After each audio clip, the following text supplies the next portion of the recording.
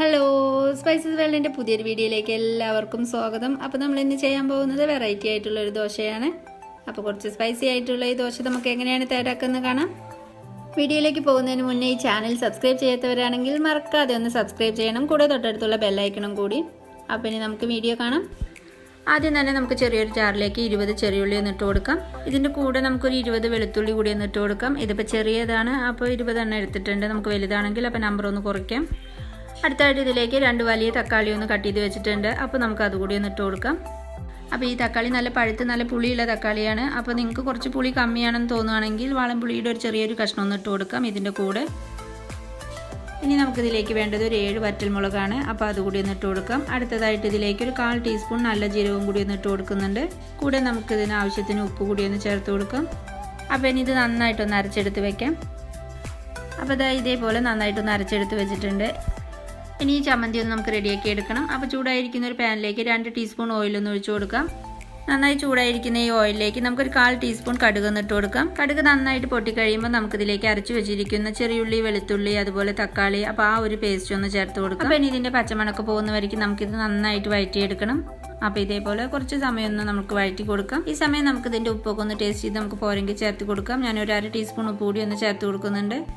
ഇനി ഇതിലേക്ക് നമുക്ക് കുറച്ച് കറിവേപ്പില ഇതുപോലെ ചെറുതായിട്ടൊന്ന് കട്ട് ചെയ്തിട്ട് ഇട്ട് കൊടുക്കാം.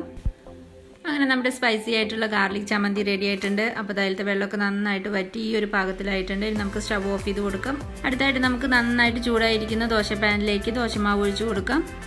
അതിന് ശേഷം നന്നായിട്ട് തന്നെ ഒന്ന് പരത്തിയെടുക്കാം, നമ്മൾ സാധാരണ ദോശയൊക്കെ ചെയ്യുന്ന പോലെ തന്നെ. ഇനി ഇതിൻ്റെ മുകളിലായിട്ട് നമ്മളിപ്പോൾ തയ്യാറാക്കി വെച്ചിരിക്കുന്ന ഗാർലിക് ചമ്മന്തി വെച്ച് കൊടുക്കാം. ഇനി ഇതേപോലെ ഒന്ന് നന്നായിട്ടൊന്ന് സ്പ്രെഡ് ചെയ്ത് കൊടുക്കാം.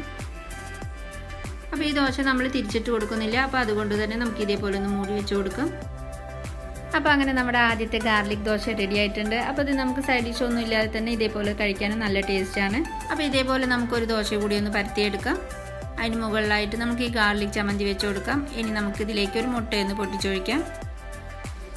പിന്നെ ഒരു തവി വെച്ചിട്ട് ഇതേപോലെ തന്നെ നമുക്ക് മുട്ട എല്ലായിടത്തും വരത്തക്ക വിധത്തിലൊന്ന് പരത്തിയെടുക്കണം. അപ്പോൾ ഈ സമയത്തൊക്കെ തീയൊന്ന് കുറച്ച് വെച്ച് കൊടുക്കണം. അപ്പോൾ ഇതേപോലെ നന്നായിട്ടൊന്ന് പരത്തിയെടുത്തതിന് ശേഷം നമുക്ക് കുറച്ചൊന്ന് ഉപ്പ് ഇതേപോലെ ഒന്ന് സ്പ്രിങ്കിൾ ചെയ്ത് കൊടുക്കാം. അപ്പോൾ നമ്മൾ സ്പൂൺ കൊണ്ടൊന്നും ഇതേപോലെ ഇടരുത്, അപ്പോൾ ഉപ്പ് അധികമായി പോവും. ഇതേപോലെ സ്പ്രിങ്കിൾ ചെയ്യുമ്പോൾ പാകമായിരിക്കും ഉപ്പ്. അപ്പോൾ ദോശയുടെ ഒരു സൈഡ് ഇപ്പോൾ നന്നായിട്ടൊന്ന് പാകമായിട്ടുണ്ട്. അപ്പോൾ നമുക്കിനി ഇത് തിരിച്ചിട്ട് കൊടുക്കാം.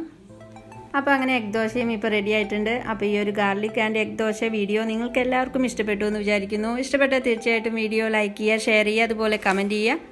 അപ്പോൾ ഇതുപോലുള്ള കൂടുതൽ നല്ല വീഡിയോകൾക്കായി ചാനൽ ഇതുവരേക്കും സബ്സ്ക്രൈബ് ചെയ്യാത്തവരാണെങ്കിൽ മറക്കാതെ സബ്സ്ക്രൈബ് ചെയ്യുക, കൂടെ തൊട്ടടുത്തുള്ള ബെല്ലൈക്കണം കൂടി. അപ്പോൾ ഓക്കെ ഫ്രണ്ട്സ്, നെക്സ്റ്റ് വീഡിയോ ആയിട്ട് കാണുന്നവരേക്കും എല്ലാവർക്കും നന്ദി.